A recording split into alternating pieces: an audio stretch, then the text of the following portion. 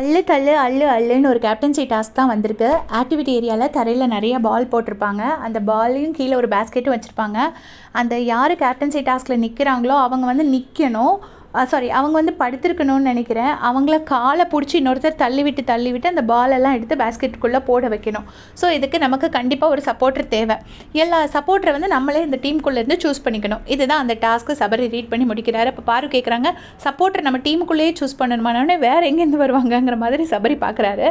So எல்லாரும் இது முதல்ல அமித் கேட்குறாரு சபரிக்கிட்ட, நீ வரியா எனக்குன்னு. அப்போ சபரி இல்லை, ஆதிரி என்ன புக் பண்ணிட்டா அப்படிங்கிறாங்க. அரோரா வந்து எஃப்ஜேயை புக் பண்ணிட்டாங்க. அதுக்கப்புறமா ஆதிரி வந்து சபரியை புக் பண்ணிட்டாங்க.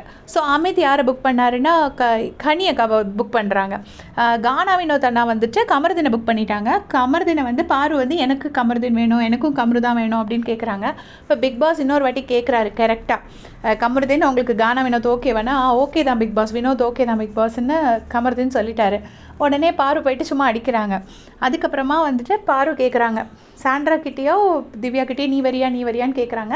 சாண்ட்ரா பேசாமல் இருக்காங்க. அப்புறமா திவ்யாவை சூஸ் பண்ணிட்டாங்க. திவ்யாவை சூஸ் பண்ணி திவ்யா எனக்கு ஓகே தான்ட்டு திவ்யாவை ஹக் பண்ணுறாங்க. திவ்யா இப்படி முழிக்கிறாங்க.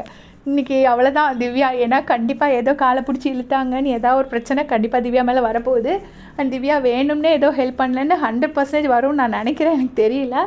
அதுக்கப்புறமா இங்கே வந்துட்டு சாண்ட்ரா உங்களை யாரும் சூஸ் பண்ணலையா, அப்போ நான் உங்களை சூஸ் பண்ணுறேன்னு சொல்லிட்டு பிக் பாஸ் என்ன சொல்கிறாருன்னா, நீங்கள் தான் ஜட்ஜ் அப்படின்னு சொல்லிட்டாரு. உடனே சாண்ட்ரா ஹாப்பியாக ஓகே அப்படின்னு சொல்லிட்டாங்க. அதுக்கப்புறமா இங்கே வந்துட்டு திவ்யாவும் பார்வதியும் டிஸ்கஸ் பண்ணுறாங்க அது எப்படி பண்ணணும் அப்படின்னு.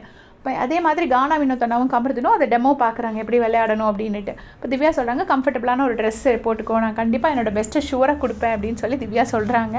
அவங்க என்ன பெஸ்ட்டு கொடுத்தாலும் இன்றைக்கி ஒரு அடி கன்ஃபார்ம்னு நினைக்கிறேன். உங்களுடைய கமெண்ட் சொல்லுங்கள்.